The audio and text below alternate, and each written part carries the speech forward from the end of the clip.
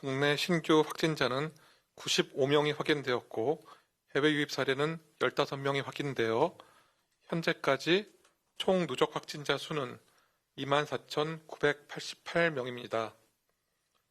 현재는 1,467명이 격리 치료 중이시고 위중증 환자는 82명이십니다.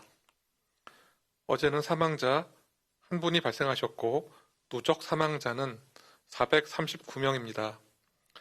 삼가 고인의 명복을 빌고 유족께는 심심한 위로의 말씀을 드립니다. 국내 주요 발생 현황에 대해서 설명드리도록 하겠습니다. 서울 서대문구 장례식장 관련하여 10월 11일 이후 접촉자 조사 중 3명, 격리 중 1명이 추가 확진되어 누적 확진자는 총 15명입니다. 서울 도봉구 다나병원 관련하여 격리 중 1명이 추가 확진되어 현재까지 누적 확진자는 65명입니다. 경기도 동두천시 친구 모임 관련하여 접촉자 조사 중 2명이 추가 확진되어 현재까지 누적 확진자는 총 25명입니다. 인천시 남동구 KMGM 홀덤팝 인천 만수점과 관련하여 10월 13일 첫 확진 환자 발생 이후 접촉자 조사 중 12명이 추가 확진되어 현재까지 누적 확진자는 총 13명입니다. 아직 감염원 감염 경로 조사 중입니다. 강원도 강릉시 지인 모임 관련하여 역학조사 결과 서울 송파구 미분류 관리 중인 식당 및 양양군 지인 모임 사례와 역학적 연관성이 확인되어 관련 집단을 재분류하였습니다. 누적 확진자는 16명입니다. 부산 햇드락 요양병원 관련하여 10월 13일 첫 확진 환자 발생 후 접촉자 조사 중 52명이 추가 확진되어 현재까지 누적 확진자는 총 53명입니다. 이외에 발생에 대한 추가 자료가 필요하신 경우 브리핑 후 대변인실을 통해 상세히 설명하여 드리도록 하겠습니다. 오늘은 추석 연휴 후 환자 발생에 대해서 설명드리도록 하겠습니다. 추석 연휴 기간 종료 후 11일이 경과한 오늘 10월 15일 현재까지 보고된 국내 집단 발생 사례는 가족, 지인 모임 관련 8건 130명, 다중이용시설 관련 3건 34명, 의료기관 관련 2건 114명, 군부대 2건 43명, 기타 1건 7명 등 총 16건 328명입니다. 현재 통제 가능한 수준이나 소규모 가족 모임, 지인 모임을 통해 환자 발생이 다소 증가한 추세입니다. 8건의 가족, 지인 모임 집단 발생 사례는 가족 간 식사 모임, 지인 간 주점에서의 모임을 통해 전파가 확산되는 양상을 보였습니다. 또한 젊은 연령층에서 활발한 접촉이 이루어지는 다중 이용시설을 통해서 확산되는 사례가 늘 수 있다고 보고 있습니다.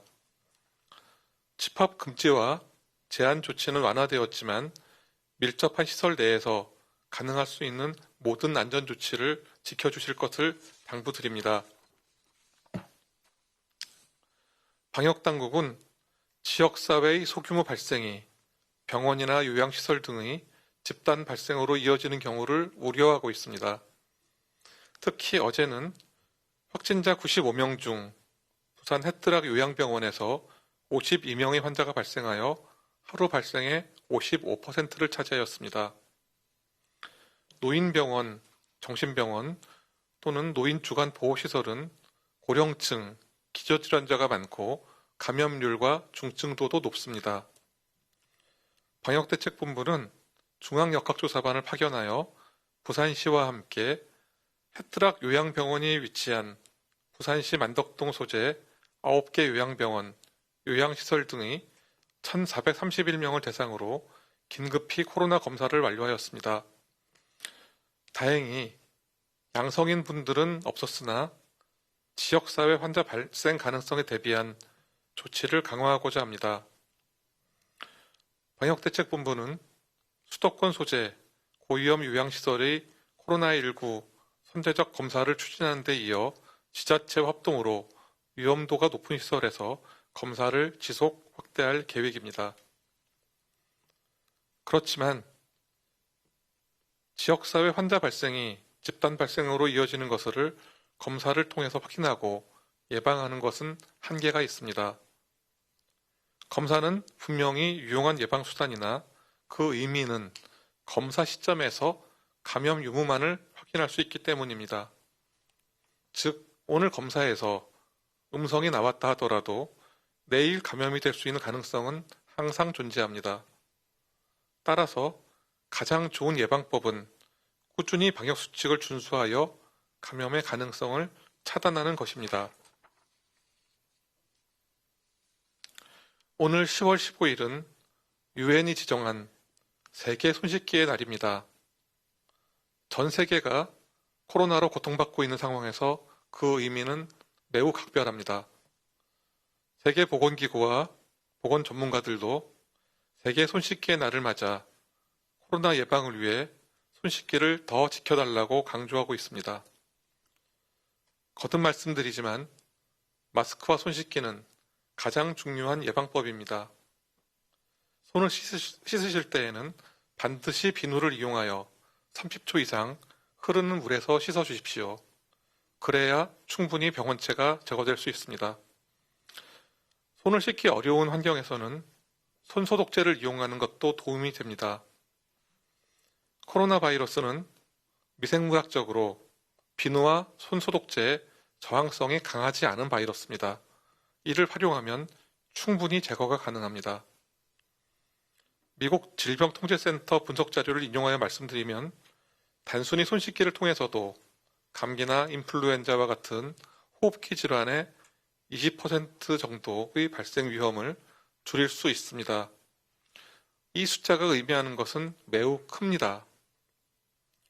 그리고 마스크 쓰기, 손 씻기, 사회적 거리 두기와 같은 작은 실천들을 모으게 된다면 우리나라는 훨씬 효과적으로 코로나19를 통제할 수 있을 것입니다. 오늘 세계 손 씻기의 날을 맞아 한 번 더 많은 손 씻기를 부탁드리겠습니다. 네, 지금부터 기자님들 질문